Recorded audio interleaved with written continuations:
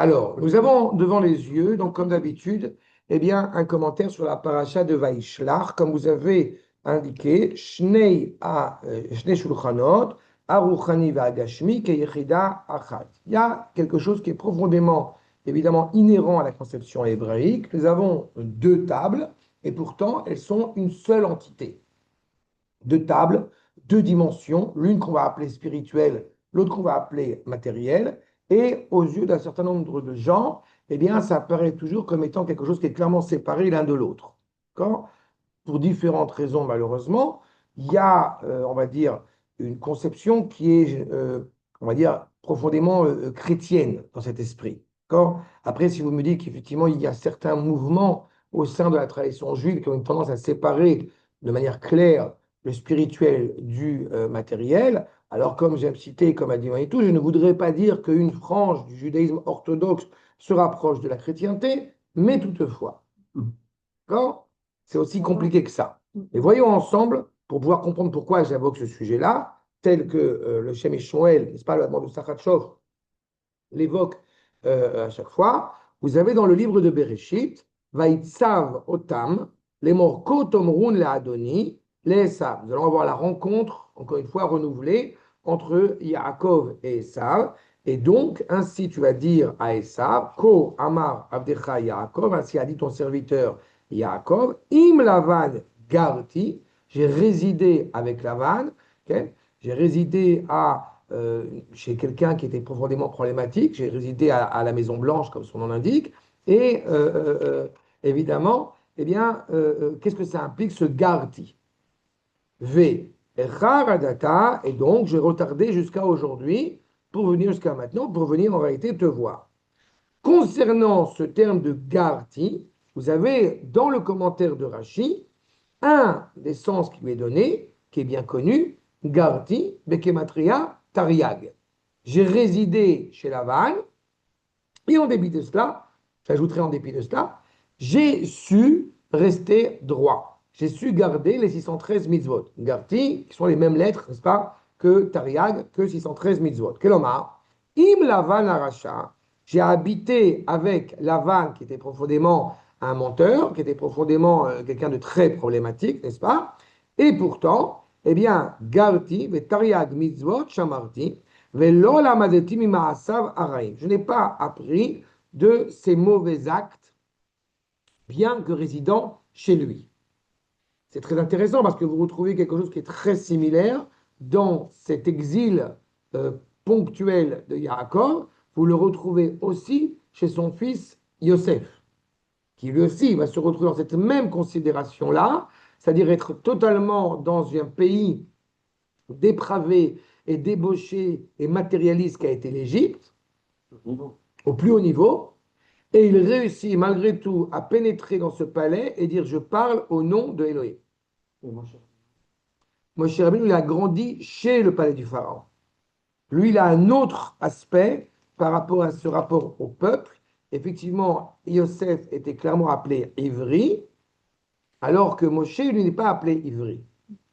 Il est appelé Ishmitzri. Et, et, euh, et ce qui m'a interpellé une fois, c'est que, en général, ce que tu me soulèves cette question, il est l'usage de dire que Yosef, effectivement, pourquoi est-ce qu'il a été intégré, pourquoi est-ce qu'il a été enterré en Eretz Israël? C'est parce qu'il a été présenté comme Ish Ivri, n'est-ce pas? Alors que Moshe était présenté comme Ish Mitzri, comme un homme égyptien. Autant Yosef, eh bien, il semble qu'il était digne de ce nom, il était présenté comme un hébreu, autant Moshe était présenté comme un homme égyptien. Mais on pourrait se dire, ce qui est l'usage en général, c'est que oui, mais on ne peut pas en vouloir à Moshe, puisque Moshe est né en Égypte. Ça, sauf que, pas oublier que Yosef n'est pas né en Israël. Il n'est pas né en terre de Canaan. C'est quand Yosef va naître à Haran que Yaakov s'engage sur le chemin du retour.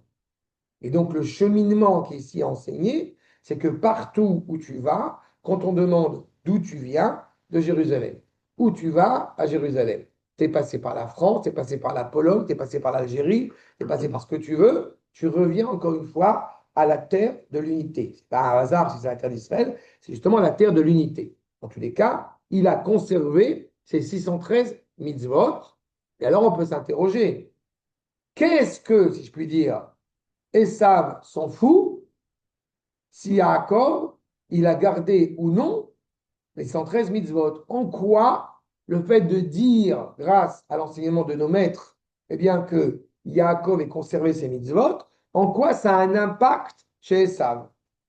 Voyons ce que nous dit le Shem Ishmael. Yesh le'avin, ma nafkamina zel Esav. Qu'est-ce que ça vient apporter? Qu'est-ce que ça vient enseigner à Esav? Aïm Chashav, est-ce qu'il pensait une seule seconde que Esav se pourrit? Issa lopanim, bijvil yeshama tariag mizod. Ah, comme tu es religieux, comme tu viens avec le Shtraimel, donc je te respecte. On n'a jamais vu. Qu'est-ce que ça apporte auprès de Esav? Est-ce que c'est un peu ironique qui nous dit le Rav? Est-ce que tu pensais réellement que Yaakov, en se présentant auprès de Esav, en disant il a été pointilleux pour mettre les tefilines et manger kasher et faire Shabbat toutes les semaines, du coup, Esav, il va dire, ah, donc, ouais, alors là, dans ce cas-là, respect. D'accord? Alors, Kekot en Benav, encore au contraire, c'est même l'inverse. Si tu as su garder les mitzvot, c'est encore plus dramatique pour moi. Parce que si tu n'avais pas gardé les mitzvot, à la rigueur, la bénédiction, elle aurait pu venir caduque. Tu t'es mal comporté, tu as été maladroit, comme dira Esav, Edom et Jésus, puisque vous vous êtes mal comporté, vous n'êtes plus le peuple juif. Donc à la rigueur, ça va accroître encore plus sa rancœur. Veu moas, be acherim, aussi. Encore une fois, il est encore plus en colère à l'égard de Yaakov, qui est pointilleux de suivre la pureté et la droiture de son père. Véniré, il est clair que Esav n'était pas un idiot, n'est-ce pas? Sauter, c'est pas exactement idiot, mais en tout cas qu'il est un petit peu totalement pervers, exactement. Lo shoté kolkar, chez Itpaer belvavo, chez Asera le Yaakov. Il n'était pas totalement tordu, encore une fois, à tel point de s'émerveiller dans son cœur, de vouloir faire du mal à Yaakov, qui est, encore une fois, Ipour Aberachot, chez Bichoarvib, qui est l'inverse des bénédictions qu'il a reçues de son père. Adraba, Arenire, Shikrot, Yekarot vechashuvot, Ayu be'enav aberachot ad leach. Il semble clairement, puisque toute la problématique de la colère était la bénédiction, n'est-ce pas, que avait prodigué Yitzhak à l'égard de Yaakov, donc il sait pertinemment que ces bénédictions sont particulièrement importantes et ont un sens. Et on se rappelle que les bénédictions qui ont été données à Yaakov sont d'abord et avant tout essentiellement matérielles, pas spirituelles, puisque Yaakov n'a pas besoin de bénédictions spirituelles, il est en tant que tel.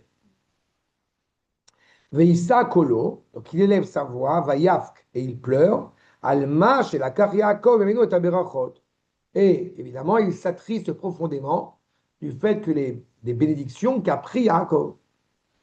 Encore une fois, pour Yaakov, c'est pas une bénédiction nouvelle, cette idée de recevoir la spiritualité. Ce qui a changé, c'est la matérialité. Ce qui a priori aurait pu être réservé de manière profondément intéressée à Esav. Achnire, chez Kavanat Esav, l'intention de Esav était chez Idkaimu Aberachot le Yaakov Bepnimiyut. Peut-être qu'encore une fois, la bénédiction de Yitzhak, elle a pris son sens de manière intérieure, spirituelle. Bon, tu es riche, parce que tu es riche mentalement, tu n'es pas riche physiquement. Kigam Esav, Evin, Av Shebarot Nirot Gashmiot, Me'utafim, Baen Inyanim Ruchanim, Gvoim Veramim. Même Esav a bien compris, je poursuis cette démarche, même Esav a bien compris que les bénédictions en apparence matérielle cachent derrière elles une dimension spirituelle profondément élevée. Comment est-ce qu'on comprend cela? On s'approche de Hanouka. Il y a un détail qui m'a toujours beaucoup amusé, de plus en plus avec les années. Je crois que ça va tout à fait dans le sens de cela. Pendant 2000 ans, nous avons évoqué quoi? Tel que la Gemara dans le traité de Shabbat en parle. C'est-à-dire que le miracle de Hanouka, c'est la fiole d'huile. Et aux yeux de beaucoup de gens encore, le miracle, c'est la fiole d'huile. Étrangement et tristement. Et puis, depuis que nous sommes revenus en Israël, est apparue une nouvelle dimension qui n'en est pas réellement nouvelle de ce miracle de Hanouka, qui a été quand même une victoire militaire. Donc pour une partie du peuple juif, en Israël même, la fête de Hanouka est une fête nationale, et pour l'autre partie, non, c'est une fête religieuse. Il faut toujours avoir en tête qu'on parle de 3000 personnes, de 3000 juifs, qui se sont battus contre 20 000 Grecs. C'est suffisamment impressionnant. Plus 7000 combattants, plus des éléphants, plus beaucoup de choses. Donc certains pourraient se dire, oui, bon, bah, c'est une victoire militaire. Il y a un côté un peu, voilà, un côté genre matériel, un côté un peu comme ça, un peu imbu de soi nationaliste. Contre les 7 coups en même temps. Là, Par exemple, exactement. Mais bon, c'était logique qu'on gagnerait sur les rangs. C'était d'une logique implacable. C'est des crétins, les pères. C'est des, voilà. C'est exactement la problématique. Vous avez tout compris. Pour ma part, et c'est exactement ce que laisse entendre et savent en fait, c'est qu'il n'est pas si tordu que ça, il a très bien compris ce qui se passe. Cette bénédiction matérielle porte en elle un sceau spirituel. En fait, vous avez deux types de gens. Vous avez ceux qui sont persuadés que la dimension matérielle est uniquement eh bien, une dimension profondément économique, que la dimension spirituelle est une dimension, etc., que la dimension économique, que la dimension matérielle n'est que économique, et d'autres qui vont dire la dimension spirituelle n'est que spirituelle. C'est-à-dire qu'ils ne comprennent pas le lien entre les deux, ou le lien indéfectible entre les deux. C'est dans la chrétienté, c'est plus dans le bouddhisme. Non, mais tu vas trouver. La chrétienté, elle n'a aucun rapport avec la matière. Dans son idéal absolu, dans son idéal chrétien, la matière est quelque chose à bannir. Se détache pas. Comme dans le bouddhisme, si. Où il faut vivre dans la non, la réalité matérielle dans la culture chrétienne est zone de souffrance. Tu as bien vu qu'au Vatican, ils vivent dans une extrême pauvreté. Non, c'est de l'hypocrisie. C'est de l'hypocrisie. C'est de l'hypocrisie. La valeur de la matière, d'un point de vue chrétien, encore une fois, a priori, est à bannir dans la culture catholique profonde. Voilà. Bon. D'ailleurs, donne salut. C'est ce qu'il dit. Il y a des gros repas de fête. Oui, mais encore une fois, c'est uniquement au niveau spirituel. Ça prend une dimension au niveau spirituel. D'accord le statut du pain, encore une fois, n'a pas de valeur en tant que tel. Tu manges parce que tu n'as pas le choix. D'accord? Vous aimez souffrir, etc., etc. Dans la culture bouddhiste, tu as raison, c'est encore plus que ça. Mais dans la culture bouddhiste, ce n'est pas la réalité matérielle qui n'a pas de sens. Même la réalité spirituelle n'a pas de sens. Tu vis dans l'anihilisme, encore une fois, le plus total.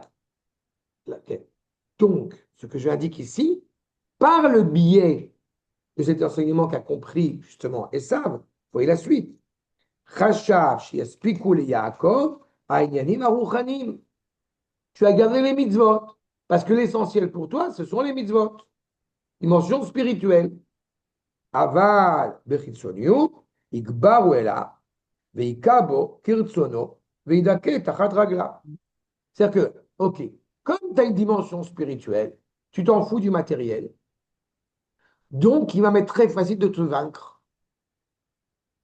Puis encore une fois, un juif qui se respecte, c'est un juif qui du matin au soir ne fait que étudier la Torah, qui ne sait pas se défendre. Ce n'est pas dans la conception hébraïque. Je ne le pense pas, bien évidemment. Exactement. Exactement. Ce n'est pas exactement. C'est évidemment tout à fait le sens de la bénédiction qu'a reçue Yaakov de Yitzhak, qui va le faire devenir Israël, mais ce n'est pas la conception justement spiritualiste que les gens nous imputent.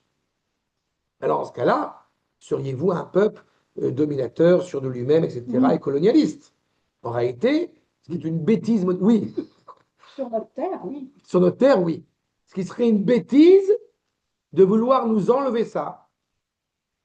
Parce qu'en réalité, le sens profond, encore une fois, le terme que j'ai commencé à développer ces derniers temps, parce que je n'arrête pas de l'entendre, c'est cadastre. Je fais partie de ces juifs qui considèrent la Torah comme étant un cadastre. Ah. Oui, parce qu'il y a une expression de vérité. Je ne savais pas le sens exact de ce terme, mais il y a une expression de vérité dans la Torah qui est irréversible et inaltérable. Le cadastre, il a une expression de Je ne voudrais pas vous dire de bêtises, mais ça a un côté dans l'immobilier que genre c'est des meubles. Là, c'est le tabou. C'est ça que t'as dit Le cadastre, c'est le C'est tabou. tabou. Tabou de, en hébreu. Oui. Ah, c'est ça, voilà. Cadastre, Le Voilà. cadastre, c'est le c'est même ça. mot. Voilà. Mais- Ben, je ne savais pas, mais c'est ça. Voilà. Oui, il a une valeur sur la terre. Mais la Torah va bien au-delà. Les cadastres, Ah oui. elle est la Oui, non, l'ADN mais de bien l'homme, sûr, oui, mais programmes. Et c'est ce qui nous est reproché, c'est ce qui nous est reproché, c'est ce qui nous est reproché, encore une fois que j'entends ces derniers temps, même des juifs qui commencent un petit peu à se réveiller, sous prétexte que justement, mon référent, c'est ça. Oui. Et que c'est un référent, encore une fois, qui fait autorité.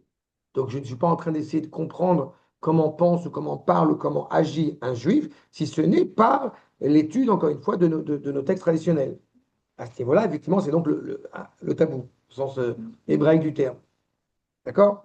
Donc, car imidato chez la Rechaim. Encore une fois, les pourris pensent bien évidemment, je reprends, midatam chez la Rechaim, chez Choshvim et Aruchaniut ve Agashmiut, qui pensent la spiritualité et la matérialité, sous-entendu ce monde-ci et le monde futur, les Shnei Inyanim Mufradim. Ce sont deux réalités indépendantes l'une de l'autre. Je reprends ta remarque de tout à l'heure, très juste par rapport à la chrétienté. Pourquoi tu construis dans ce monde et que tu fais éventuellement des choses bien dans ce monde, au sens le plus matérialiste du terme, pour le monde, d'accord? Uniquement pour cette réalité spirituelle. Pourquoi travaillons-nous dans ce monde, comme j'ai coutume de l'expliquer? Eh bien, c'est pour que ce monde aille mieux. Et quand je rappelle à chaque fois la notion de monde futur, ça n'a qu'un seul objectif, partir vite pour revenir vite. Mhm. Où est-ce qu'on revient? Ici. On D'accord? n'est pas passé par. Non, on a le temps. Et tant qu'on est ici, on peut travailler. Oui. Après, on ne peut plus travailler. En général, après 120 ans, en général, tu te. D'accord? Mais c'est ce que dit le pourri. Einam Plouim, c'est basé. Ils ne sont pas dépendants l'un de l'autre. Umachal Yaakov et Aruchaniut, Veutielo Agashmiut. Et donc, automatiquement, eh bien, on pourrait croire que Yaakov Avinu a renoncé à la spiritualité pour s'attacher à la matérialité, selon la conception de Esav. Aval, Behemet, Shne Olamot, deux mondes, Agashmiut Varuchaniut, Mitachdim velo mitpardim. Ces deux mondes ne font qu'un, s'unissent. Là, il parle encore une fois, on est en exil. Moi, je vais même plus loin que mitachdim. Ils ne sont qu'un, à deux dimensions. Mais il est certain qu'ils s'unissent et ne se séparent pas. Dira le Rav Yehuda, quand nous parlons de Havdalah, nous ne parlons pas de Afrada. La Havdalah, c'est la distinction, c'est la différenciation.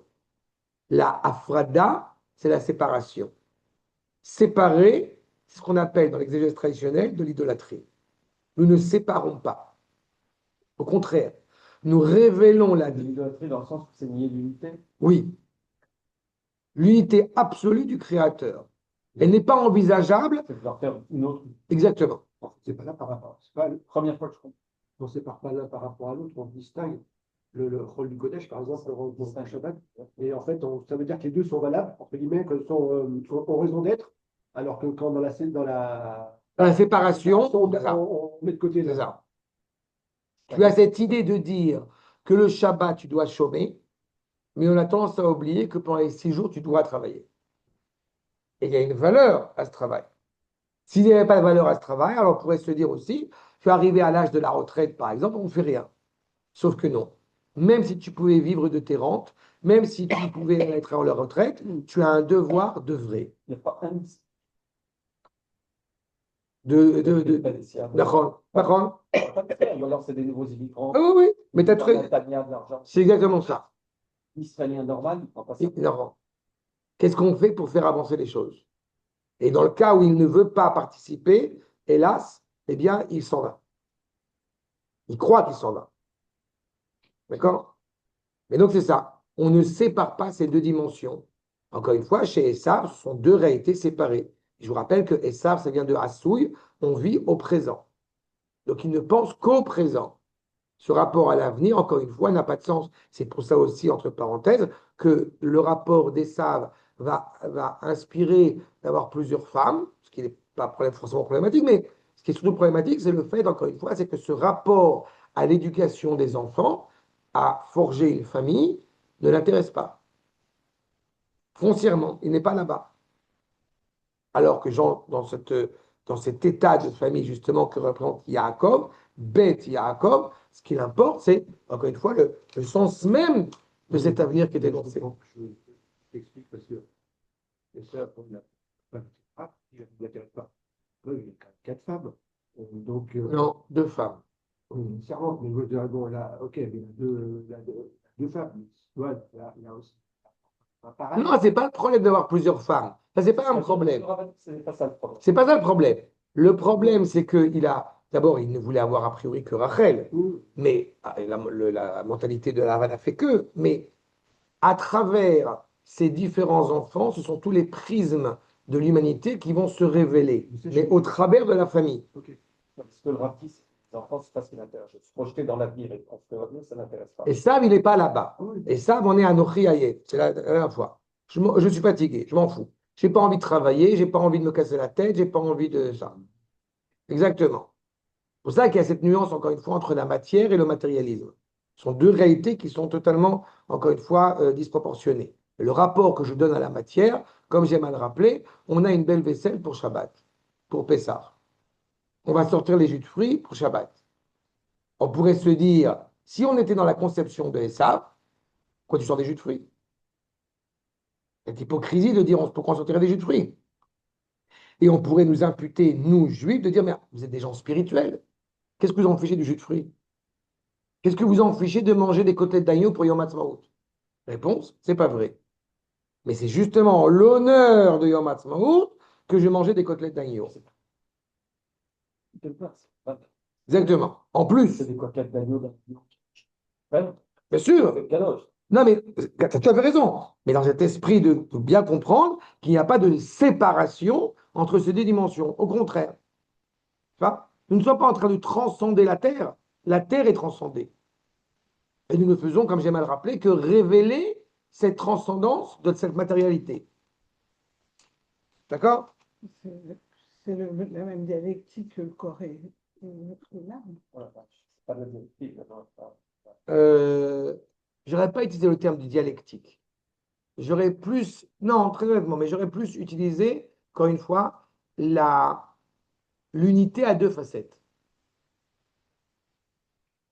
Tu comprends la nuance? Ouais. C'est pas 2 réalités distinctes. La Neshama ne peut pas. C'est Le- pas le- de réalité distincte. Ah, d'accord. On a l'âme dans Si la Neshama, encore une fois, ne peut pas se réaliser pleinement si c'était dans un corps. Tu vois? Et le corps ne peut pas aspirer à ce soupçon d'éternité, si je puis dire, sans être animé par la Neshama. Exactement. D'accord? Il faut toujours avoir en tête que, à la différence, je reprends le prisme chrétien, pour bien comprendre la nuance. Pour un chrétien, pourquoi est-ce qu'on fait des bonnes actions? Pour le monde futur. Ça, c'est en gros pour l'âme, pour le salut de ton âme. Encore une fois, séparation du corps et de l'âme. Et non pas pour nos arrière-petits-enfants. Parce que chez nous, à la rigueur, À la rigueur, parfois on se dit on fait une bonne action, je n'en verrai pas les fruits ici, mais mon arrière-petit-fils. c'est vrai. Mais même ça, Mais c'est d'accord. déjà mieux. C'est déjà mieux, mais j'aime pas ça. Il y a quand même des personnes qui disent que les mitzvot, c'est fait pour. Il faut les envoyer au corps. Alors non. Je sais, Alors non, mais, c'est très important ce que tu as soulevé maintenant. D'abord, est-ce qu'il y a des chrétiens, est-ce que tous les chrétiens pensent ce que je viens de dire maintenant? Peut-être pas. Peut-être qu'il y a des gens qui ont une autre dimension, mais la conception chrétienne, justement, la conception chrétienne, elle met un point d'honneur à parler des bonnes actions pour sauver ton âme. Ça, c'est clair. Maintenant, en ce qui concerne le peuple juif, la conception hébraïque, tu ne mets pas les tefilines pour ta neshama. La neshama n'a pas besoin de mettre les tefilines. Celui qui a besoin de mettre les tefilines, c'est ton corps. Et, enfin, pas pour toi, parce que pour toi, mais le corps est capable d'accéder à l'éternité grâce à la mitzvah.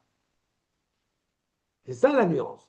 Ce n'est pas la neshama qui accède à l'éternité. La neshama, elle est déjà éternelle. C'est le corps qui est rattaché à l'éternité, encore une fois, par le lien indéfectible qui va mettre en évidence à l'égard d'Akadosh Baruch Hu. Donc on est en plein dans la matière qui a un sens spirituel. Et je reprends la remarque qui est très importante ce que tu as dit. La preuve en est, c'est qu'à 8 jours, on ne met pas un petit peu d'eau sur le front. Mhm.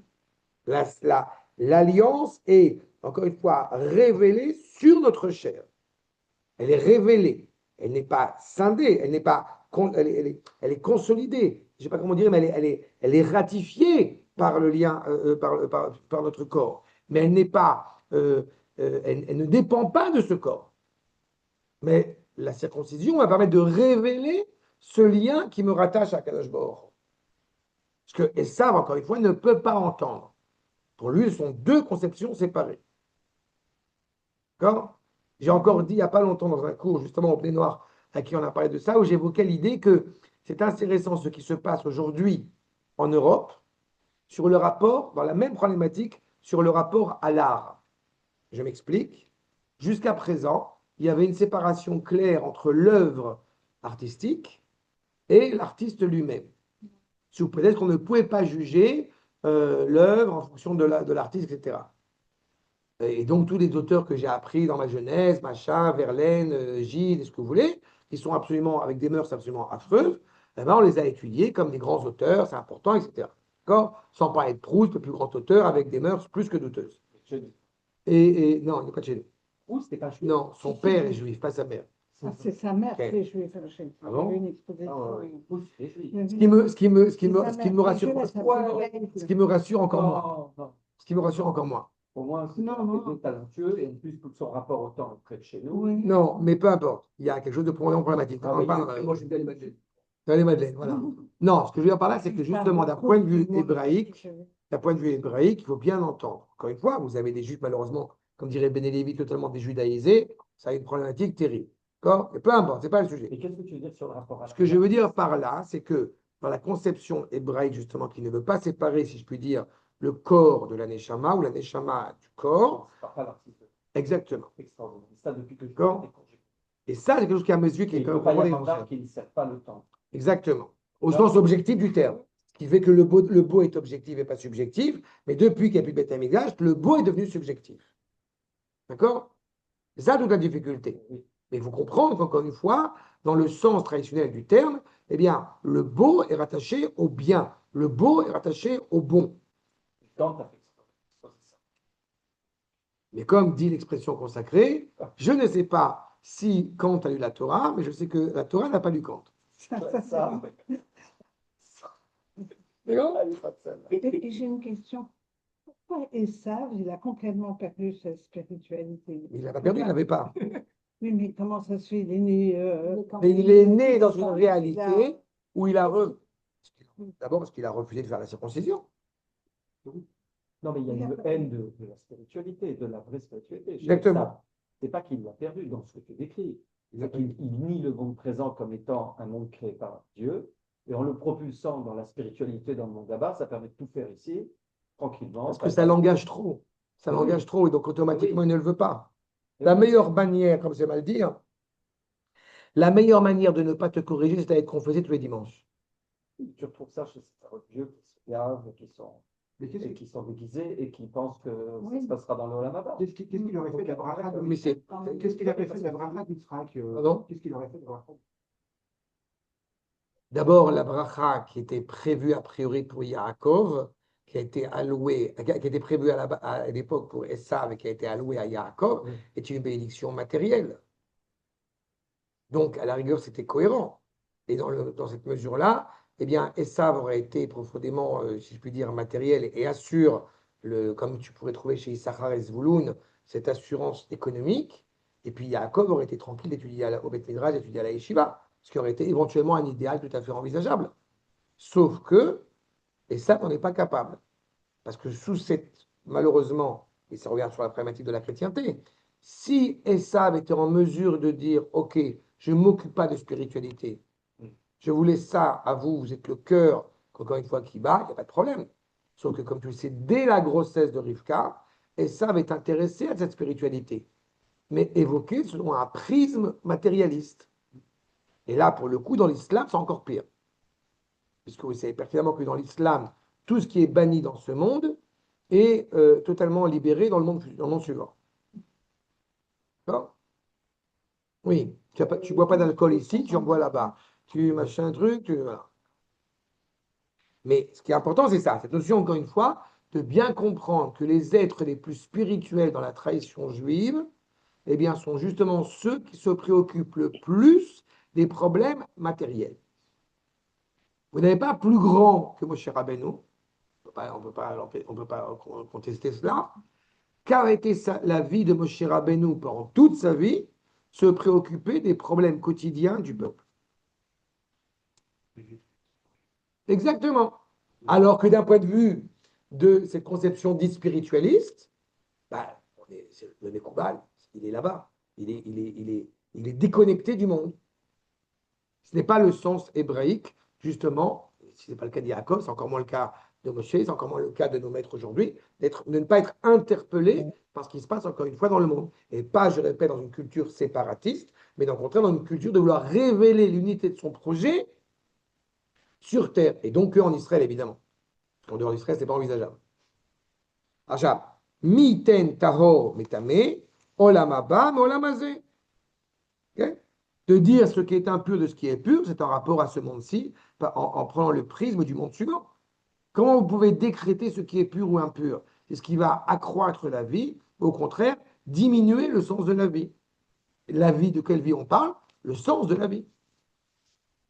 Ve'ainu, chez mi itna'agut bolamazé, quand, en fonction du comportement que nous avons dans ce monde, begdusha ve'lechem shamaim, zochim l'olam haba. En fonction du comportement que tu as dans ce monde-ci, que tu veux agir et œuvrer en son nom, eh bien, tu as le mérite d'intégrer le monde futur. Vekol hayaoudim atovim, et donc toutes les bonnes finalités matérielles, agashmim, emliot, alev, panouy, les skot, olam haba, leze. Je peux avoir envie d'avoir une vie économique, si je puis dire, sereine. Pourquoi? Pour me consacrer avec plus d'aisance à la Torah. D'accord? Dira Naa, manriva dato shenada. Quand tu as une belle maison, quand tu as un beau frigo bien rempli, tu peux inviter des gens, tu peux recevoir, tu peux œuvrer dans la Torah, tu peux, etc., te préoccuper. L'argent, encore une fois, n'est que fonctionnel. Et très important, je ne suis pas en train de mépriser l'argent, mais c'est que fonctionnel. Achab, veine, ainsi qu'il est dit, Besfarim Akedoshim, chez Bemachashava, Dibur ou Maase, donc dans la pensée, la parole et l'acte, Amasé à mitzvot, les mitzvot que nous faisons, Zochin, les shlemut, Gouf, Venefesh, Vesechet, car la dignité du corps, de Taneshama et de ce qui renie les deux. D'accord? C'est-à-dire que dans l'autre monde, tu ne peux pas faire des mitzvot. Même pas dans l'autre monde, dans ce monde-ci, quand tu es handicapé, tu nous l'as appris. L'aveugle. Tout à fait. Non, mais tu en es dispensé. C'est pas que tu peux pas les faire. Tu en es dispensé parce que tu n'es pas en mesure de les faire. Mais tu as raison. Mais tu as raison. Tu as raison. Oui, mais dans le sens, oui, mais on est malgré tout, on est vivant. Oui, mais il faut être vivant et plein. Mais tu as raison. Pour sa façon de vivre. Tu as raison. Je t'avais raconté la question qu'a posée un soldat au Rebbe Weiss. Il s'est mis à pleurer en sortant de la chambre de l'hôpital parce qu'il a plus de bras. Et il a demandé comment est-ce qu'il va tenir les 4 minimes à Soukot et sur quelle main il doit mettre les tefilines. Parce que c'est dit sur la main la plus faible et la plus. Mais c'est une main en ferraille, donc elle n'est pas faible a priori. Est-ce qu'il doit mettre les tefilines sur cette main, ça, ou la main de chair et de sang?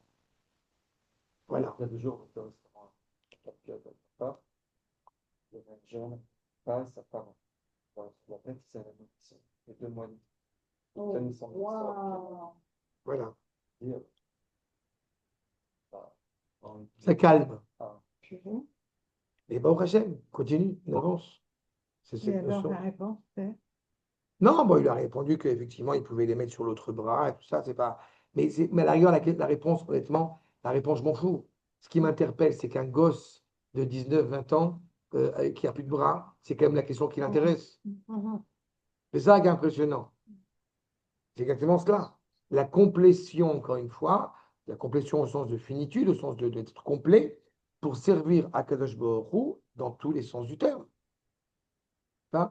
On dit Asher qui est Shanu be mitzvota vetzivanu, il faut toujours avoir en tête que Akadosh Baruch Hu met les tefilines, je mets les tefilines.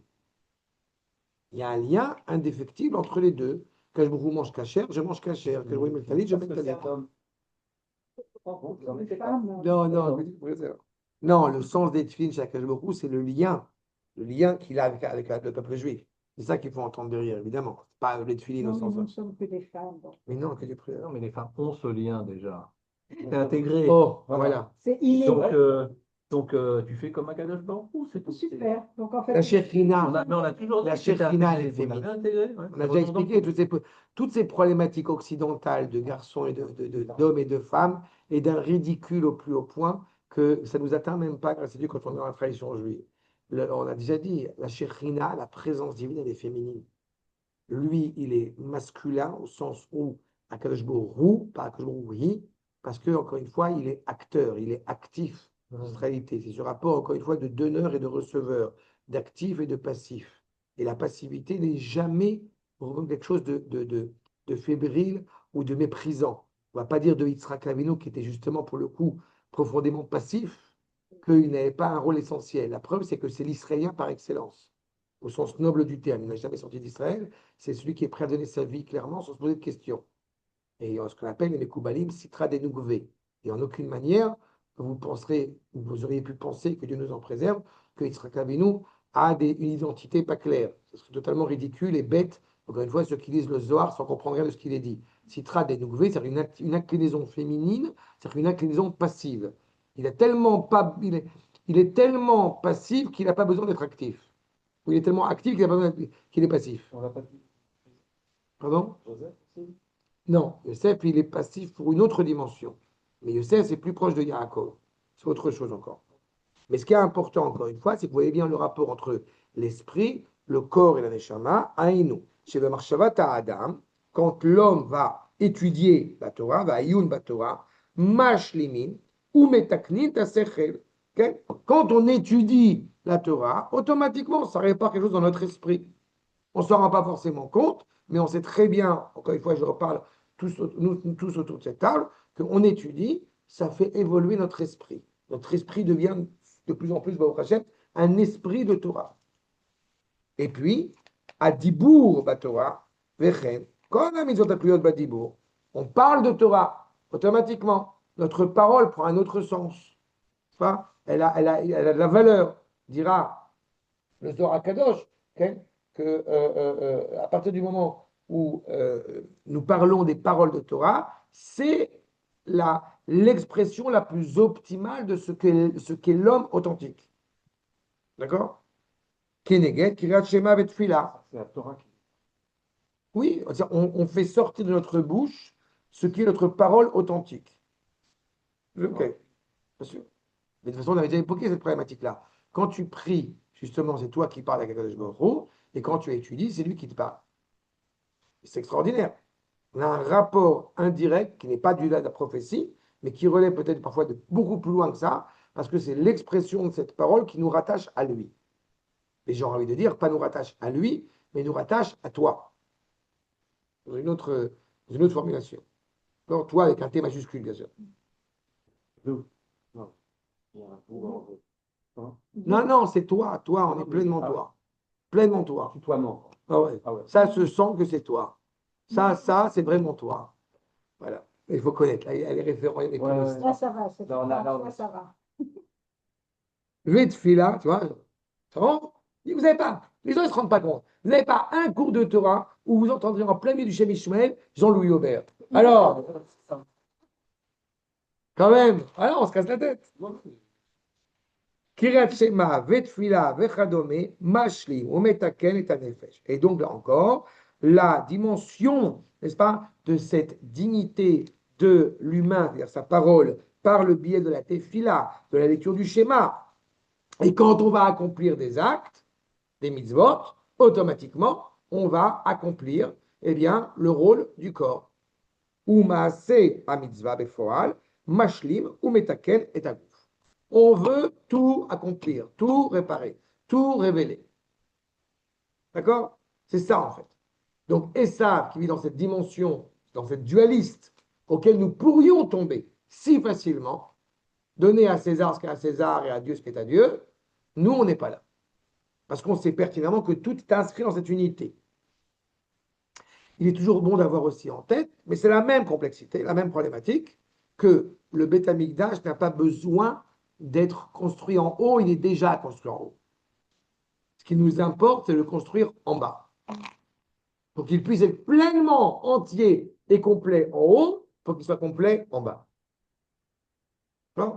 Euh, je disais quelque chose qui m'a particulièrement interpellé la semaine dernière sur le rapport à pourquoi est-ce que Beersheba n'a pas ce même rôle de sainteté, cette même dimension de sainteté qu'ont les villes de Hebron et de Jérusalem. Alors qu'elle devrait l'avoir, parce que c'est une ville importante. C'est là où Abraham Avinu, effectivement, va aussi voir avec Abimelech, c'est là où Yitzhak Avinu va continuer la bénédiction de son père, et c'est là aussi où Yaakov va parler avant, encore une fois, de sortir d'Israël. Et pourquoi ça n'a pas la même dimension? Et pourquoi, quelle est la surprise de la présence d'Akadosh Baruch Hu à Beersheba? Ben, en fait, grâce aux enseignements que j'ai pu chercher, il y a une nuance très intéressante entre Yerushalayim, Hebron et Beersheba. Hebron, c'est le lien entre la terre et le ciel, Chibour, et Traber la Shamaï. Jérusalem, on est dans le ciel. On monte à Jérusalem. On est déjà dans une dimension profondément céleste. Beersheba, c'est quelque chose qui est absolument extraordinaire, c'est la révélation d'Akadosh Baruch Hu qui s'inscrit sur terre. Qu'est-ce qu'il y a à Beersheba? Les puits. Donc on est en plein sur la terre. On est en plein dans ce rapport à la terre. Qu'est-ce qui va nourrir la terre? Le ciel. Au sens propre comme au sens figuré. C'est la prise de conscience qu'en réalité, eh bien, la présence d'Akadosh Baruch Hu se fait, lui, j'ai envie de dire, règne sur terre, par le biais de Beersheba. Hélas, il y a eu une implication dramatique, puisque, comme vous savez, c'est les accords d'Oslo. Et ça, c'est terrible, malheureusement. Parce que justement, nous pourrions tomber dans cet écueil, alors que la volonté d'Abraham, je rappelle, est une volonté pure et sincère. Il n'empêche que c'est à Beersheba, qui va signer l'alliance, qui va signer les accords d'Oslo avec Abimelech. Et l'implication de cela, c'est la ligature d'Yitzhak, comme vous vous en rappelez. Après ces choses, quelles sont ces choses? Tu négocies la terre, rends-moi mon fils. C'est pour ça que parfois c'est très frustrant de lire cela et d'entendre certains, malheureusement, dire ce n'est pas réaliste de reconquérir Gaza. On a à quel point ça nous blesse d'inquiétude dans ce manque de compréhension-là. En tous les cas, je répète, c'est le problème de séparation, je répète, entre ces deux dimensions. Ce qu'on ne veut pas. On a a priori deux tables, deux endroits, pourquoi être deux tables? Dans le sens deux endroits nourriciers, mais qui en réalité sont intimement rattachés l'un à l'autre. Et de les séparer, c'est la plus grande antithèse de la tradition juive.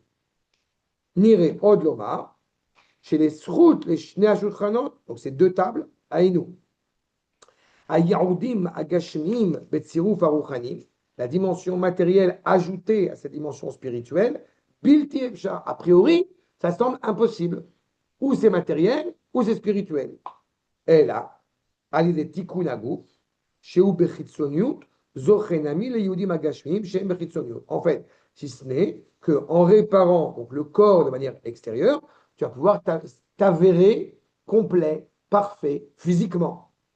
Agam de achar shnitna Torah. Même quand la Torah a été donnée, Yevshar ashlamat hanefesh va'asechel, bilti ashlamat aguf, aede maase amizot bafoal. Même quand la Torah a été donnée, alors on ne pourrait pas atteindre cette dimension spirituelle aussi élevée soit-elle, si ce n'est par le rapport au corps. Donc même, filu yarshov kolayom, vaidaber batorah, verazin deoraita. Tu as parlé Torah toute la journée. Tu as une maison remplie de Sifrei Kodesh. Qu'est-ce que tu as besoin de plus que ça? Et est-ce que tu vas mettre une mezouza sur la porte, comme dira Korach, alors que tu as une maison pleine de livres de Kodesh? Oui. Un, pour ne pas oublier que tu es spirituel, d'autre, pour ne pas oublier que tu es matériel. Les deux dans cette même cohérence. Tu veux parler de Torah toute la journée, mais de bon matin, tu t'arrêtes. Pourquoi? Pour mettre tes tefilin. Imlo yaniar tefilin, veyochal matzah, si tu ne manges pas la matzah, vechadome, vechol amizot amaasiyot. Étudie la Torah toute la nuit. Pourquoi tu as mangé la matzah? Tu as fait une conférence, on a passé le CDR ensemble il y a quelques années. Pourquoi est-ce qu'on ne ferait pas une conférence de 3 heures, de 4 heures sur la sortie d'Égypte? Non, on mange. Et on mange bien en plus. Mais c'est exactement cela.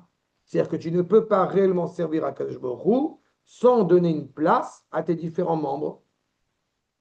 En lo klum, sans ça, tu n'as rien. Comme disent les maîtres dans le traité Yevamot, à Omer, en lo et la Torah. Non, moi je m'en fous du matériel. Je suis que Il y, a spirituel. il y a une façon simple, je ne veux pas grosser, mais on voit dans le programme divin que chaque besoin corporel, donc physique, donc matériel, procure une forme de plaisir. Ce qui donne à l'homme l'obligation de continuer. Par exemple, respirer, qui est le truc basique, on n'a pas un plaisir particulier à respirer, on ne s'en rend pas compte. Boire quand tu as soif, ça devient déjà un vrai plaisir. Manger quand tu as faim, mais regarde faire des enfants, c'est pas pour rien, si c'est entouré de brachot et de précautions, justement parce que c'est particulier, c'est comme ça qui va nous projeter vers l'avenir. Ce n'est pas une fonction pour que le corps survive. Pour ne pas faire d'enfant, je vivrai. Non, parce que tu ne te réalises pas pleinement en tant que créature Tu n'as pas forgée par d'enfant. le projet divin si tu n'as pas d'enfant. On est Et d'accord. quand tu as dit à l'instant par rapport à la respiration et d'autres domaines de ce genre-là, hélas, ce n'est pas vrai ce que tu as dit, dans la mesure où tu le dis tous les matins dans les bénédictions du Shachar, dans les Parapet Shachar, cette prise de conscience du bonheur que tu as de respirer, de vivre, de te lever de matin. C'est pas Mouvan Niela. Et c'est pas exactement. Oui, mais c'est autre chose. Le pas Mouvan Niela et le plaisir, c'est deux choses. Non, ça devrait être, c'est ça le plaisir, c'est ça l'ana. Ok, mais c'est Ça un s'appelle- plaisir déjà que tu as. Ça s'appelle Birkat Hanehenin. Chaque chose que l'homme profite doit le rendre, encore une fois, naturellement Si par l'homme avait plus de reconnaissance. plaisir à manger qu'à faire des enfants, la terre serait remplie d'obèses, mais il y aurait de moins en moins d'habitants. Mais c'est pas un bonheur de manger, encore une fois, Oui, plus que. Si. Ah, Je veux juste dire que on est quand même été programmé par Akadosh Baruch Hu. C'est un programme. Attends, oui, mais c'est aussi une faiblesse la question de mais manger. 100%. On est d'accord là-dessus. À Kol Belida, et tout Exactement, encadré par la exactement. Torah, je parle Mais il y a de lui. besoin d'avoir ce sentiment de faiblesse que. Quand ça part en vrille, ça donne c'est ça, Epstein. Ça exactement. ne fait pas des enfants, Tout à mais ça fait. fait de la perversion. Tout à Ou fait. Dorfman qui était d'Arcel, D'accord. qui a fait des films porno. On est d'accord que quand ça part, c'est pareil pour la nourriture. Mais ce n'est pas pour rien que dans le programme divin, puisqu'on est conçu quand même, on est conçu, pour rien que les yeux sont là et pas au niveau des pieds, pas pour rien que tu as des sourcils. Regardez tes sourcils, ils ont une fonction. Pas pour rien qu'il y a des cheveux. Non, mais je veux dire, tout a un sens. Tu vois, dans le Zohar, les cheveux, pas de problème, je veux dire ça. Donc, le fait d'avoir des enfants, c'est pas pour rien. C'est ce qui, c'est à la fois le plus grand mal, ça donne les mecs qui violent une crime de guerre, mais c'est aussi la plus belle des mitzvot. Bien sûr. Mais Elle doit être extrêmement encadrée. je suis bien placé pour te dire à chaque fois que, comme j'ai coutume de dire à chaque fois à mes enfants quand ils se disputent à la maison, je leur dis, je suis tellement heureux que vous disputiez. C'est ça, exactement. Mais parce qu'encore une fois, on est conscient de ce Exactement. sens réel, de ce sens vital. Joseph me réveille la nuit, je les sers juste C'est ce là, que je te dis. Toda la haine. Et plus ils grandissent, plus tu en es conscient, encore une fois, pleinement du bonheur que tu as, et tu te dis que tu as fait quelque chose. Je t'ai déjà dit plusieurs fois que quand je vais voir mon fils tous les 15 jours et de voir là où il a étudié, il continue grâce à lui, il n'a pas fini cette année, c'est la dernière année, ce qu'il a étudié, la manière dont il se comporte, la manière dont il parle, la manière dont il est avec ses copains, ben ça, mais ça procure une joie Ok, mais immense. c'est pas ce que je voulais dire, juste, c'est pas par hasard que c'est pas un besoin vital. C'est un besoin vital pour toi en tant que juif, mais c'est pas un besoin vital pour l'homme. D'ailleurs, il y a dans notre génération plein de gens qui ont le choix d'avoir Alors des non, enfants, ça c'est une erreur. que leur Non, carrière, que leur non, machin. non, non, non, non. Ça c'est malheureusement, non, non. Ce que tu as dit là, c'est très important. Mais je ne vais pas dans ce sens-là, je suis tout l'inverse. Non, mais tu as raison, mais il y a une nuance entre le besoin vital pour l'homme et pour le juif. C'est hélas une comment dirais-je, une souillure du sens profond de l'être humain qui l'a amené à de telles abjections.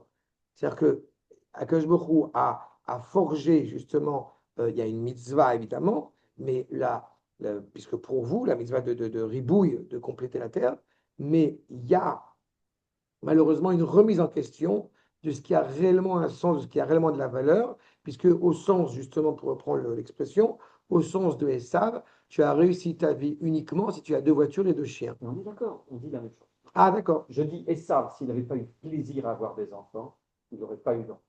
Ah, Sa terre n'aurait pas grandi. j'ai compris ce que tu C'est dis. exactement ce D'accord, que je dis. On dit la même chose. j'ai compris. C'est dans l'autre On sens. dit qu'au-delà de la mitzvah, nous on fait une mitzvah sur le fait d'aller aux toilettes ou de respirer, parce qu'il ne faut pas que ça soit mouvan ou yonah, mais il n'empêche que ça l'est. Avoir des enfants, ça l'est pas. Encore une fois. Et ça, la seule raison pour laquelle il en a, le vrai Esav, c'est parce que c'est.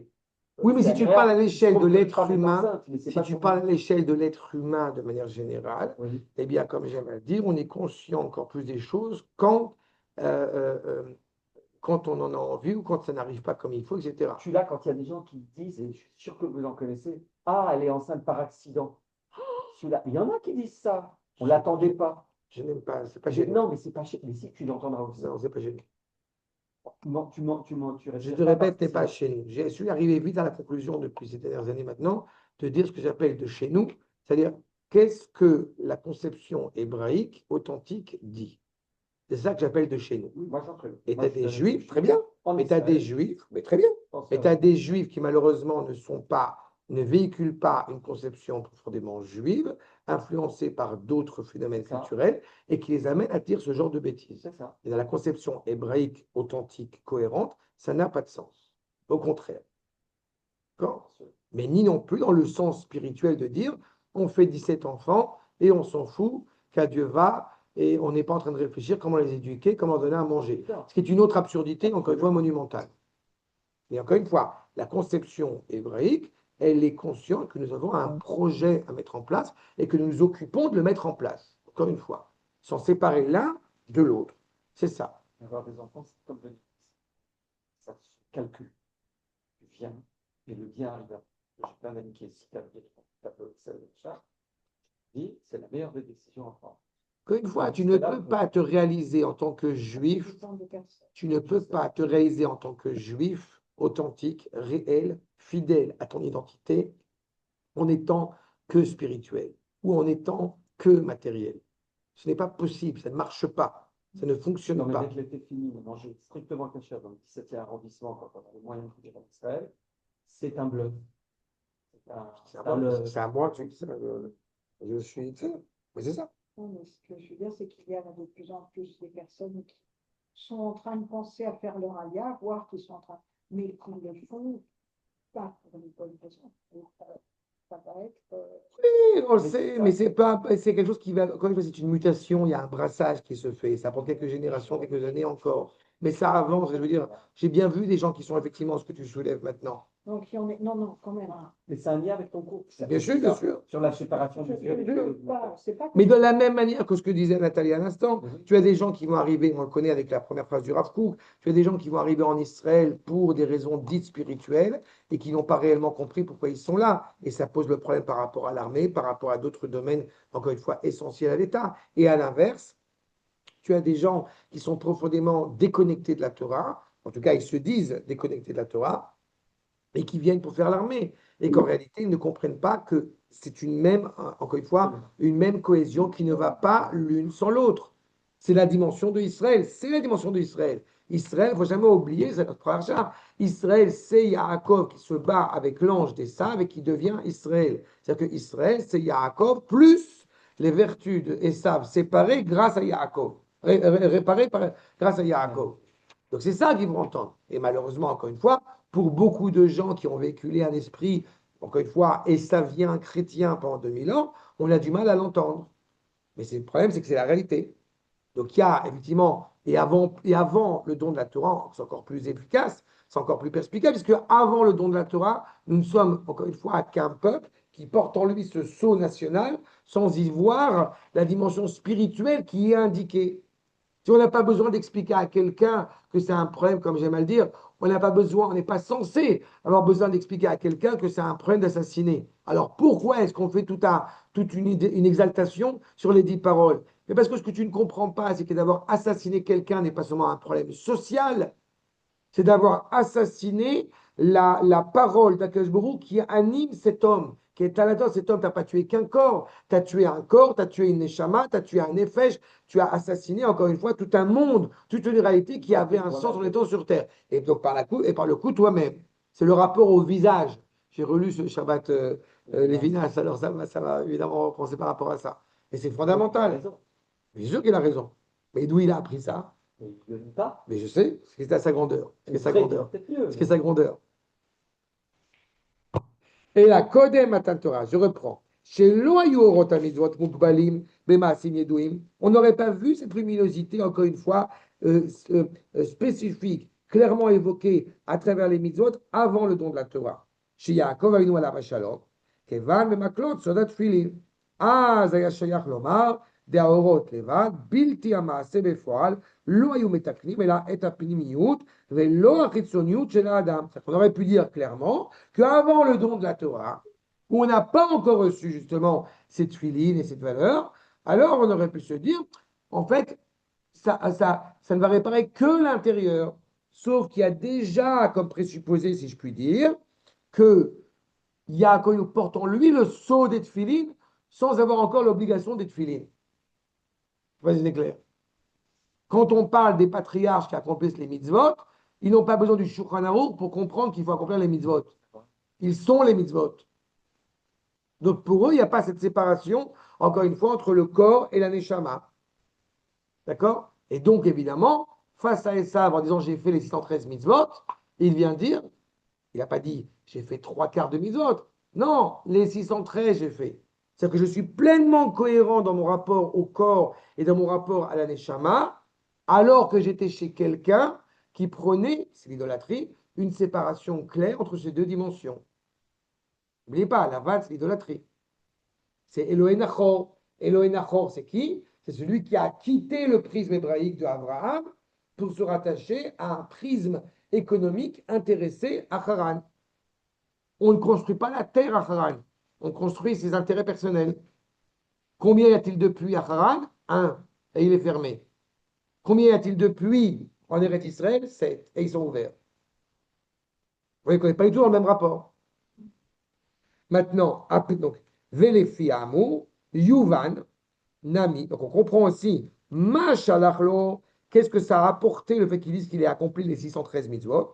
Aïnou, chez qui Malmefoal, il les a accomplis en acte, et grâce à cela, Ve'alken, Nishlema Nami, Beprinat Agouf, Shua Chitzoniut Shebo.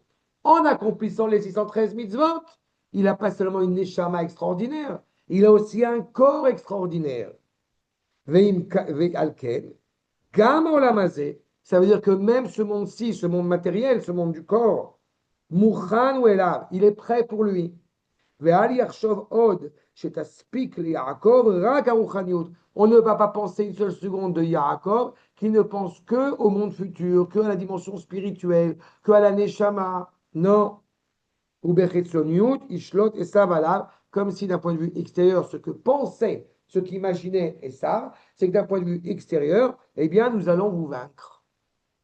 Non, étant donné que j'ai accompli les 113 mitzvot, si je puis dire, je suis parfait intérieurement et extérieurement. Ça a un nom en hébreu. Ça s'appelle Yaakov Ish Tam. Tam, il n'est pas met, il est Tam. Il est intègre, sans aucune distinction entre l'intérieur et l'extérieur. D'accord? C'est l'être complet par excellence. Et Alken, Muta, Sheit Payes, Yashlimimo. Et du coup, c'est pour t'encourager encore plus eh bien, à faire du léger avec Yaakov, parce qu'il est, il est en mesure pleinement de t'affronter. C'est clair sur ce point? Ok, Nathalie? Je suis un peu perdue. Qu'est-ce qui se passe? Sur quoi qu'est-ce que tu as perdu? Ça va trop loin. J'ai un peu de mal à bien comprendre. Est-ce que tu peux admettre l'idée que d'être un juif authentique, c'est ne pas se préoccuper uniquement du spirituel ou du matériel? Oui, je suis totalement. Ça, c'est clair? Oui. Que les deux, elles sont ensemble? Oui, ça, Que Yaakov, il accomplit 613 mitzvot. Tu sais que dans les 613 mitzvot, tu as des mitzvot agricoles, des mitzvot il ne peut spirituelles, pas les des avoir mitzvot. Voilà, Exactement. ça, c'est déjà plus. Exactement. Voilà. D'accord? Nathalie, il peut pas. Il ne peut pas les avoir accomplis à Aram, les 613 mitzvot. Ben, c'est ce qu'il te dit. Il les a accomplis à Haran. Il ne peut pas, il y en a certaines qu'on ne peut Oui, accomplir que. j'ai compris ce que tu veux Je dire. suis d'accord là aussi. Non, tu as raison. Là-dessus, tu as raison. Mais dans le sens où c'est-à-dire que dans le sens où, malgré le fait d'avoir été effectivement à Il était Haran, quand même challenge. il était complètement. Il n'a pas blessé, il n'a pas été, encore une fois, tronqué dans son rapport au spirituel, dans son rapport au matériel, en revenant en Eretz Israël. Mais D'accord. Nico, Madame Arichon, Et ceci étant dit, pour reprendre ce que tu as dit ici, c'est très important, comme j'aime à le répéter, celui, vous savez, qui s'endeuille sur Jérusalem, Zoché Besimchata. C'est-à-dire qu'il a déjà le mérite de voir la construction de Jérusalem. Pourtant, Jérusalem n'est pas encore reconstruite, tout à fait. Sauf que celui, quand Yaakov sort d'Eretz Israël, il ne sort pas d'Eretz Israël dans sa tête. D'accord. Donc il est intimement rattaché à la terre d'Israël. C'est-à-dire qu'il est là-bas que pour un moment et pour y revenir après. La preuve, c'est que justement, dès qu'il peut revenir, il revient. Mm. D'accord? C'est des anges qui l'accompagnent. Non, mais ça, je comprends pas pour la coque. Non. Ah, ça, c'est sûr que je ne fais pas de step. Et je te crois. Je crois que je suis avec eux. Mais encore une fois, réparer le monde, vous en conviendrez, ce n'est pas que le réparer spirituellement, c'est le réparer matériellement. Et comme je l'ai dit, ce sont deux tables, deux dimensions qui sont indissociables l'une de l'autre. Et ce monde-ci prend son sens dans l'éclairage que lui apporte le monde futur. C'est parce que nous savons que ce monde, c'est parce que le monde futur nous a expliqué que ce monde-là a un sens, que nous avons tout intérêt à œuvrer dans ce monde. Mais il est clair déjà, c'est pas futur au sens. Non, non, non, il est clair, il est déjà. C'est le couloir. Si tu n'as pas la lumière de ce monde dit futur dans le couloir est dans le noir le plus total. D'accord? C'est le monde qui vient. C'est toujours une réalité qui avance. D'accord? Regardez, s'il vous plaît, le Tania. Veine. Moudad Zot, nous savons de nos maîtres, Tachlit Briat Haolam, quelle est la finalité du monde? Ou, Shenit Ave, Akadosh Baruch Hu, Liot Lo Dira Batartoni. Quelle est la finalité du monde? C'est que Akadosh Baruch Hu ait une maison, pas dans le ciel, sur terre. Vezeu Inyan, Ishtal Shelut. C'est pour ça que le monde, c'est pour ça que l'histoire se construit de la sorte. Veyeridata, mi madriga les madriga. On descend dans ce monde. Ah, Chenivra, Olamazé, Agashmi, Tachomri, Mamash. Vont dire les chrétiens, pourquoi il y a le monde matériel? Parce qu'on a fauté, parce qu'on est mauvais. Que veut dire la tradition juive? Non, il est impératif qu'il y ait un monde matériel. Pourquoi? Parce qu'il faut justement mettre en place un monde matériel, je répète, qui peut permettre au créateur de s'y insérer. Tu vois qu'on est dans l'inverse. C'est bon, c'est clair ce que je vous dis? Ouais, et pourtant, il y a le monde des potes et le monde. Oui, mais ça c'est encore une fois ce qui peut engager, ce qui peut attarder cette réalité-là. Mais elle ne pourra pas l'empêcher. C'est partie du risque à courir. Mais je- Mais les écorces, là encore, elles n'ont que d'un sens que pour pouvoir permettre à la créature de se construire et de construire. S'il y a trop de lumière dans ce monde-ci, tu ne construis pas le monde. Si le monde était construit uniquement de tzadikim, alors tu construis la moitié de la route et après tu dis, Akadosh Baruch Hu va faire le reste. Ça ne marche pas. Donc il est impératif, si je puis dire, qui est ces écorces, qui est ces clipotes. D'accord? Quelle c'est bien. Non, non, mais je vous avais répondu. Veine, tachlit haishtalshelut, la descente, l'engagement de cette histoire. Veyeridatam mi madriga les madriga, et on descend. Et non, bijouil olamot haelyonim, c'est pas pour le monde futur, pour le monde supérieur, les mondes supérieurs. Et là, à tachlit ou olamazé à tachton. Je reprends la remarque très importante de Arnaud tout à l'heure, cette traduction effectivement du monde futur. C'est-à-dire qu'en réalité, on pourrait se dire quand même, malgré tout, bon, bah, on travaille pour là-bas. Mais c'est où là-bas? C'est ici. D'accord? C'est pas là-bas où tout est neuf et tout est sauvage, il n'y a pas de grillage. C'est beau ça, c'est quoi ça? C'est Goldman. Par contre, la Goldman, je sais Moi, je pas. pense que c'est une couronne. Oh, Alors, oui, ah oui, faute grave. C'est bien, tu as écouté Goldman? c'est ça. Non, non, Non, bah, bon, oui, ce que je veux dire, là, c'est que c'est pas- ce monde là-bas, c'est ici. Pour moi, c'est. Ce monde là-bas, c'est ici. C'est pas pour une sorte d'aspiration à un monde supérieur. Non, nous voulons dire à Batartoni, à quel point créer ce monde pour y résider. C'est là, en bas. Aux yeux des sables, j'accepte la spiritualité, là-bas. Revenons à l'origine. Tu veux que kiffer. Exactement. Mm. Revenons à l'origine. Et Caïn, Caïn, il va apporter un sacrifice auprès de Akadosh Baruch Hu. Il a fait. Qu'est-ce qu'il apporte comme sacrifice? Des tomates pourries. Les tomates qui restent là-bas à la fin. Construire une église. Elle a fait du marché. Exactement. C'est pas ça qu'on parle. Ce que Oui. nous disons, ce que nous évoquons, c'est l'idée de vouloir avoir au cœur de notre foyer, justement, ce lien avec Akadosh Baruch Hu, au sein du foyer, au sein de la maison, au sein de Jérusalem, au sein de la terre. D'accord? Mais Hachem, il n'a pas besoin de matérialité. La matérialité, c'est pour nous, pour qu'on puisse construire, on va dire. Mais Hachem. Tu as raison et tu n'as pas raison. Tu as raison sur le fait qu'Akadosh Baruch Hu n'a besoin de rien, pas n'a besoin de personne. Imagine, je sais pas.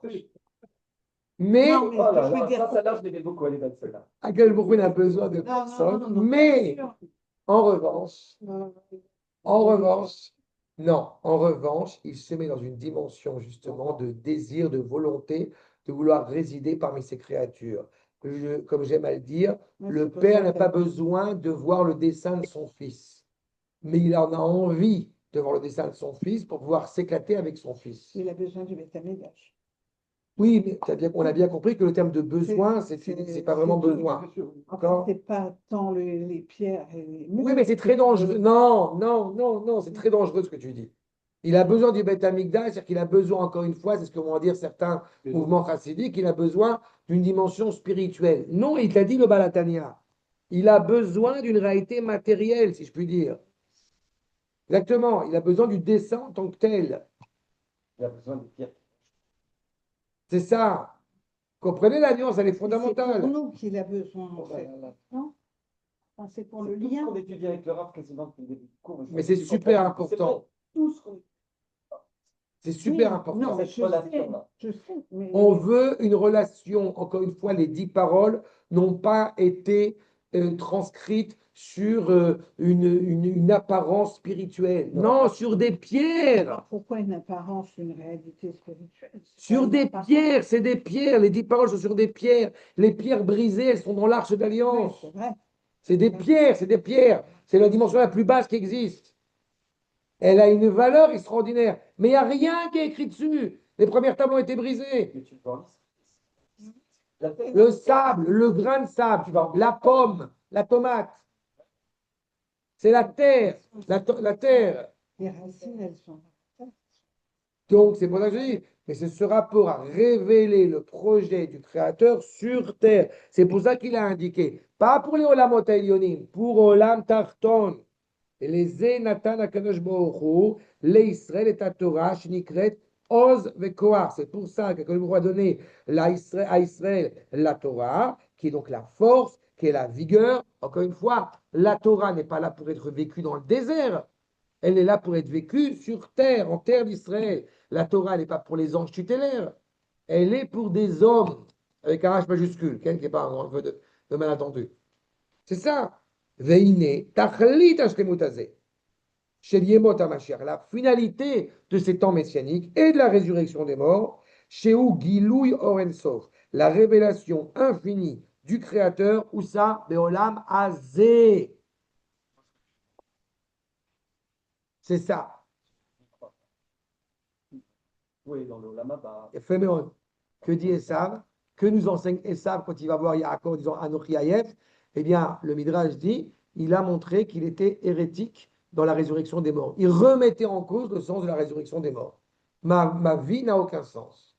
Mais justement, elle a un sens pour y revenir. Où? Ici. Je ne supporte pas, je commence à comprendre pourquoi depuis dans quelques années, je ne supporte pas ces termes de spirituel et de matériel. Ça vient des Grecs, c'est pas de chez nous. Parce qu'en disant spirituel et matériel, il y a une sorte presque équivoque de séparer encore une fois ces deux dimensions. corps, esprit, C'est ça.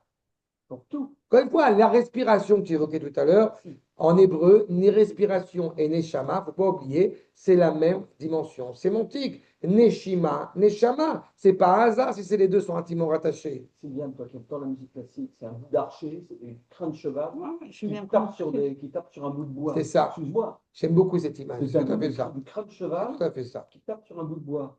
C'est tout. Et pourtant, ça fait des trucs de dingue. Ok. Tape sur un bambou. Tous les C'est comme ça, c'est le dernier. Remarque Goldman aussi était juif, et là c'est Michel Berger, les deux c'est Michel Berger. Non, c'est ville. Pardon? La ville. Ah, non, je connais pas. La ville, oui, il parle peu. Bolam hazeh. D'accord? Bolam hazeh agashmi. Non, je me lâche. Hein.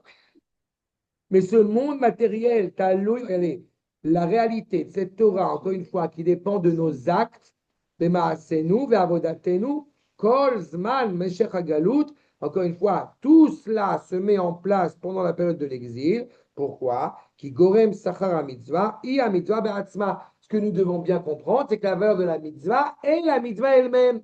Pourquoi tu fais une mitzvah? Pour faire une mitzvah, pour agir. Parce que je suis un avec Akadosh Baruch Hu au moment où je mange kasher, au moment où je mets des tefillin. Et plus je m'élève spirituellement, plus je suis conscient de cette unité. Pas plus je deviens un, plus je révèle cette unité qui me rattache au Créateur. Okay? Yaakov Avinu, c'est parce que justement il était auprès de Elohim, Sarita ima Elohim, qu'il a pu combattre Esav. Pourquoi est-ce que, eh bien, nous avons, Bezrat Hashem, le bonheur de pouvoir vaincre toutes les guerres? Parce que nous sommes avec Akadosh Baruch Hu. Qu'est-ce que vont entendre certaines franges du peuple juif? On est avec Akadosh Baruch Hu, c'est-à-dire sans armes. Idiot de ta mère. Qu'est-ce que vont dire les autres? On a une arme, on est tranquille. On avait quasiment, pas quasiment, Il n'y en a pas. on est, Je peux te dire. on a, maintenant ils Dans disent le monde plus. militaire, Maintenant, ils disent plus. Et quand on était à la guerre d'indépendance, on était moins armé technologiquement qu'aujourd'hui. Ça montre bien, encore une fois, qu'il doit y avoir progressivement cette prise de conscience-là. L'un, encore une fois, l'unité la plus totale. Qui be'asiyata, quand on fait la mitzvah, mamshich ha'ada. Quand tu vas œuvrer, quand tu vas parfaire le monde, qu'est-ce que tu fais? C'est pas. Non, tu es en train de poursuivre le projet divin, la révélation de cette lumière infinie, d'où milemala les mata. Tu as l'impression que c'est matériel, c'est spirituel. Tu as l'impression que c'est spirituel, c'est matériel. Vous voyez, Oui, oui, c'est très, très bien. Amrou Abotenouzal, lo midrashikar. Il dit, bah, ça fait ta vote. C'est pas le parler qui est le plus important. Et la masse, qu'est-ce que tu fais? Parfois, je me suis dit, avec les années, je ne fais rien, puisque je ne suis pas en train de construire une route. C'est le malassé, mais en pleine conscience. Exactement. Bien. Exactement. Et en réalité, même la parole de Torah est un acte en tant que toi qui tel. motive ceux qui comptent. C'est ça. J'espère. Tu coach de. Mishum kizé kol adam. C'est ça l'essentiel de l'homme.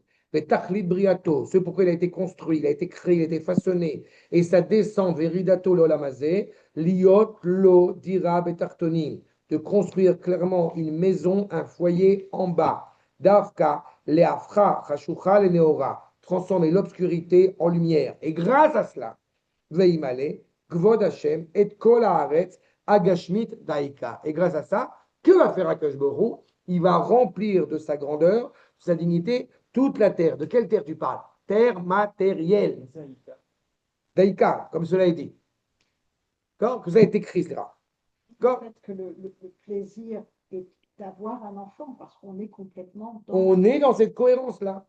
Je termine avec, si votre permission, les Midotaraya, le Rav. Chez Bechol Tikkun Moussari. Chaque réparation morale, chaque vertu, Vekol Midatova, Kol Limudagun, Vekol Maasetov, tout ce qu'on peut avoir étudié avec cohérence, avec honnêteté, un acte bon, Gamma Katan Shebaktanim, le plus petit des petits actes. Tu as dit bonjour à ton voisin, tu lui as permis de passer une bonne journée aujourd'hui. Va Filou Sichana, une conversation agréable. Umeromem et Taruchaniut Shebanafsho. Ça élève la spiritualité qui nous anime. C'est pour ça que quand je dis dans cette notion de spiritualité au sens universaliste du terme, il y a un côté très pompeux. Je vais rechercher une satisfaction spirituelle. Toi qui parles à chaque fois des retraites silencieuses, des retraites. Voilà. C'est exactement l'antithèse de ce qu'on va dire maintenant. Ve'aruchaniut, alors, isot kol hametziut. Qu'est-ce qui donne sens au monde? Qu'est-ce qui donne sens au corps? D'avoir une neshama. Qu'est-ce qui donne sens au monde? La neshama, la parole d'Akash Borou qui est inhérente à ce monde, qui est présente dans cette réalité. Donc, Nimtsa, plus tu vas élever cette spiritualité au sein de la dignité humaine, chez Benafsho, Mitro Memet, Klalut Nafsho Bavayata. Quand on a bien mangé, on est rassasié, on se sent bien. Et bien, il y a aussi ce rassasiement spirituel. Et l'un ne va pas sans l'autre. Vous pouvez manger, comme j'aime à le dire, un super repas. mais avoir mangé dans un très mauvais cadre, vous ne serez pas rassasié. Pouvoir manger peut-être un peu moins, mais dans un cadre tellement sympathique et tellement agréable, vous êtes rassasié. Comment c'est possible? Parce que justement, il y a un lien entre ce corps Spirituellement, et cet comment on peut esprit. être rassasié? Jamais rassasié, on a toujours encore. Non, mais tu es rassasié au sens où tu te sens serein, tu es en cohérence avec toi-même. Tu as raison, tu n'es jamais rassasié, mais tu es en cohérence avec toi-même. Tu avances, tu construis. D'accord? Vous pouvez arriver après, après une étude, après un cours, après quand on étudie ensemble. La vérité, à mon grand bonheur, c'est souvent le cas. Je rentre à la maison, j'ai bien mangé. D'accord? À part les cacahuètes qui sont extraordinaires. Mais Havaya Apratit, donc cette expérience personnelle, Mityacheset Beirus Kesheramitz, elle a un sens profond avec un lien fort, vigoureux. Mais Od, elle Havaya Klalit. Tu es rattaché au collectif, rattaché au général. Ça fait que le monde va un peu mieux aujourd'hui. Pourquoi? Qu'est-ce que tu as fait? Tu as étudié, tu as bougé une ligne, tu as bougé un pion. Umi Meile, Beitromemut, Chelek Echad Shel Havaya, quand tu as bougé une dimension ici, Mitalet Iavaya Kula, tout s'élève en même temps. Comme dit le Rambam, il suffit que tu aies fait justement, le monde est en équilibre, tu as fait une mitzvah, tu fais que tout le monde entier va mieux. Tu as fait une avéra, que Dieu préserve, le monde entier va un peu moins bien. Donc tu as ta responsabilité, tu dois l'assumer. Ou baiser metaknim behemet, c'est grâce à cela que nous réparons, au sens où nous accomplissons, nous complétons les mondes. Ad en reker, bechol davarto. Ne sois pas négligent, c'est très rassurant, en tout cas pour moi à chaque fois, quand des questions comme ça existentielles qu'on se pose, de se dire on a fait un truc bien, qu'est-ce que ça va ajouter? Qu'est-ce que ça va jouer? Tu ne te rends pas compte. Tu as fait bouger le monde un peu plus. Je répète, deux tables qui sont arrêtées, donc une seule unité qui doit être conçue comme cela, qui doit être comprise comme cela. Mais quand on vit en dehors d'Israël, c'est particulièrement difficile à gérer parce qu'en dehors d'Israël, nous avons cette séparation, cette distinction entre les deux. D'accord? D'une manière qui nous est imposée parce que c'est la culture de Esav. Donc on ne peut pas réellement donner le sens authentique que la Torah prodigue. Exactement. Ça, en deux, Oui, ils ont essayé de le faire, de rapprocher les deux, ça donne des païens, ça donne des cultes. c'est tout le problème. Parce qu'encore une fois, bien sûr, parce qu'encore une fois, fois, ça reste une séparation. Le culte païen reste une séparation en réalité du plaisir personnel face au plaisir collectif de Hachem par rapport à la création. D'accord? J'adore juste ce que j'ai eu une discussion sur Israël. Oui. Et donc, Israël était aveugle, là, n'est-ce pas? Et on dit qu'il était détaché du matériel. Il ne travaillait pas. Enfin, c'est ce qu'on. Dans ma discussion. c'est jamais très Non, hein? Vas-y, Vas-y, continue, continue. Non, simplement, je suis étonnée parce que c'est la proximité du temps pour moi. Euh, D'entendre parler qu'on ne peut pas détacher le matériel du spirituel. Et néanmoins, j'ai eu dans la semaine un exemple, Israël, qui était détaché du matériel, d'après ce que j'ai compris. Hein. Il était détaché, il ne travaillait pas, il était aveugle, donc il ne travaillait pas. Il travaillait pas. Il Je vais essayer étudiait, de te dire deux comme choses. tous les hommes qui étudient, on peut dire qu'ils sont détachés du matériel. Ah. Non, d'une Là, certaine manière. Non, mais bon, laisse-moi la dernière phrase. Non, je t'en prie, laisse-moi la dernière phrase. Je reprends sur Yitzhak passif, ne travaille pas, détaché du matériel. D'accord? Je reprends juste là-dessus et aveugle. oui, après, D'accord? Top. Je vais juste dire deux choses par rapport à des points essentiels. La passivité de Yitzhak Avinu fait qu'il est tellement élevé qu'il n'a pas besoin d'être actif. Ceci étant, écoute bien, je supplie, écoute bien, parce que là, c'est un point très essentiel. Il lui est interdit de sortir d'Eretz Israël. Et quand il va ne pas sortir d'Israël, il va vers Gaza là-bas. Alors qu'il aurait dû aller vers le nord. Il y a la famine. Va là où il y a du verre. Non. J'ai coutume de dire et d'expliquer qu'en fait, la passivité de Yitzhak est à une telle dimension extraordinaire que là où Yitzhak passe, tout pousse. Il n'a pas besoin d'agir pour faire en sorte que la terre pousse. C'est l'inverse de, comment il s'appelle, de l'inverse de Attila. Là où il passe, tout trépasse. Yitzhak Avinu, c'est exactement l'inverse. Là où il passe, justement, tout pousse. C'est ce qui a poussé les populations environnantes à dire Nassi Elohim atabetochenu, t'es trop élevé pour nous. Ils vont supplanter, ils vont essayer de boucher les 7 puits qui avaient été creusés par Abraham, que va faire Yitzhak, les recreuser à nouveau. Pourquoi? Parce que ce sont les 7 Mizot Bnei Noach.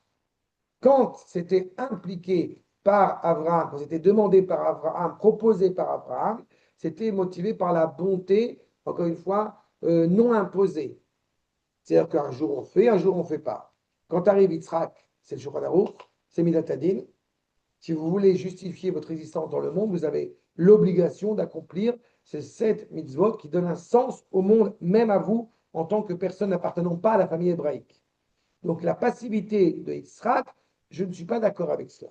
Ensuite, le rapport à la matérialité, eh bien, il va demander à Esav, je te rappelle expressément, d'aller apporter le fruit de la chasse pour pouvoir recevoir la bénédiction. Est-ce que Yitzhak a réellement envie de manger de la viande? Non. C'est surtout pour essayer de permettre à Esav de s'élever en étant prêt à faire un acte qui aura des répercussions morales, encore une fois, sur la manière d'être, sur une modalité d'être. Mais tu vois bien que la bénédiction, elle est faite autour d'un repas. Donc il n'a pas ce rapport à la matérialité, justement, qui serait méprisant, ni loué sans le rapport à Kadosh Baruch Hu. Maintenant, dans l'aveuglement de Yitzhak, je rappelle que Yitzhak Avinu, en réalité, eh bien, cet aveuglement, comme tu le sais, est motivé par les larmes qui ont été versées à cause des anges tutélaires. Le Midrash raconte que Yitzhak a vraiment été, si je puis dire, ligoté et sacrifié, et qu'il est la première expression de la résurrection des morts, et il est aveuglé par le monde de la séparation dans lequel il est, parce qu'il ne vit que le monde de l'unité, c'est-à-dire Adam Arishon avant la faute. Il a retrouvé la cohésion pleine et parfaite de Adam Arishon avant la faute. Et par conséquent, quand il va revenir sur terre, si je puis dire, il ne voit que l'unité. Donc au contraire, Je me demandais s'il était comme Adam Arishon. lui, Yitzhak Avinu, il Il n'y a pas de l'était. séparation. Yitzhak Avinu l'était, et quand Avraham Avinu et lui sont montés sur l'autel, il y a une pleine cohésion. Yaakov va réussir à réaliser cette cohésion sur terre. C'est pour ça que justement, c'est le moment où la complication existe chez Yaakov, parce que il est intimement rattaché à cette unité. C'est le fils de Yitzhak. Mais c'est que ça implique d'inscrire cette unité absolue de Yitzhak dans le sens de l'histoire. C'est pour ça que Yaakov, c'est la vertu de la miséricorde qui inscrit cette unité dans le sens de l'histoire. D'accord? La vérité est donnée à Yaakov. Il n'y a pas de vérité dans le monde. On vit dans un monde du mensonge, sauf que Yaakov, où est-ce qu'il habite? Ici. Et pourtant, Emet titel le Yaakov. Donc je reprends ta problématique. Non, Yitzhak n'est pas aveugle au sens où on l'entend. Deux, le rapport à la matérialité de Yitzhak n'a pas le sens que on veut lui donner justement, au contraire. Et ajoutons même un point. Quand il est avec son épouse et qu'il est en train de séduire son épouse dans la tente, il y a l'autre qui s'est rendu compte qu'effectivement ils étaient mariés. Mais c'est-à-dire qu'il y a une telle dimension d'élévation qu'il n'y a plus, si je puis dire, de souillure, quelle que soit, dans l'intimité entre Yitzhak et Rivka. Tu vois qu'on est ailleurs. C'est bon? C'est clair? C'est très bien. Mais tu n'as pas pris de note, par contre, tu as beau voir Hein? Tu n'as pas pris de note. Mais j'ai très bien compris. Non, mais c'est clair, c'est très important. D'accord? C'est fondamental. Cet enseignement de Yitzhak Avinu avant la faute, ce n'est pas de moi, vous en doutez bien, c'est du Rav Harlap dont on célébrait la Haskara il y a quelques jours. Donc ça permet de revenir là-dessus. Bon? Pas ça. Ouais. Eh ben,